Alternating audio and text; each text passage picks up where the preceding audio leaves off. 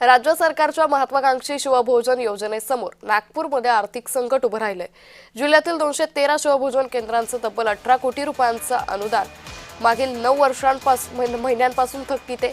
केवळ 10 रुपयात गरजू आणि मजूर नागरिकांना जेवण देणारी ही योजना आता अडचणीत आली आहे। अनेक केंद्र चालकांना कर्ज काढून व्यवस्था चालवावी लागते।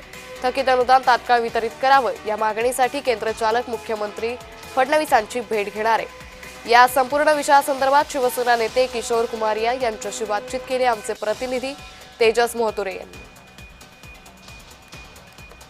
आपल्यासोबत बोलण्यासाठी किशोर कुमारिया शिवसेनेचे नेते आहेत, नगरसेवक आहेत। काय सांगाल आपण जे या संदर्भात काय पाठपुरावा करणार आहात, कारण की अनेक दिवसापासून जे आहेत ते बिल थकीत आहेत आणि अनेक जे शिवभोजन केंद्र जे चालक आहेत त्यांच्यावर आता उपासमारीची वेळ आली आहे। कसं बघताय याकडे आपण? शासन कुठली योजना हे लोकांना लाभ मिळाला पाहिजे याकरिता ही चालवत असतात।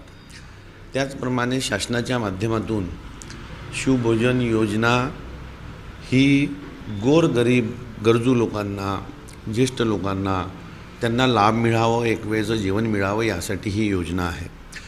आतापर्यंत मागील वर्षापर्यंत ही सुरळीत चालली म्हणजे शासन केंद्र संचालकांना पैसे देते आणि सबसिडीवर ती योजना चालत असते आणि याचा फायदा गोरगरीब लोकांना भेटत असतो। परंतु आता मात्र 9 महिने झाले याचे जे थकीत बिल आहेत, जे अनुदान आहेत, ते अनुदान जे आहे ते शासनाने दिलेलं नाही आहे आणि त्याच्यामुळे हे चालवणारे जे आहेत हे बचत गट आणि सामान्य लोक आहेत।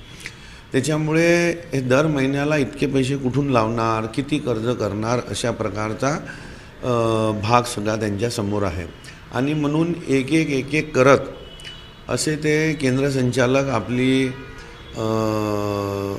म्हणजे जे केंद्र आहे ते बंद होण्याच्या मार्गावर आहे। कॅमेरामॅन मंगेश मोहितेसह तेजस मोहतुरे, जय महाराष्ट्र न्यूज, नागपूर।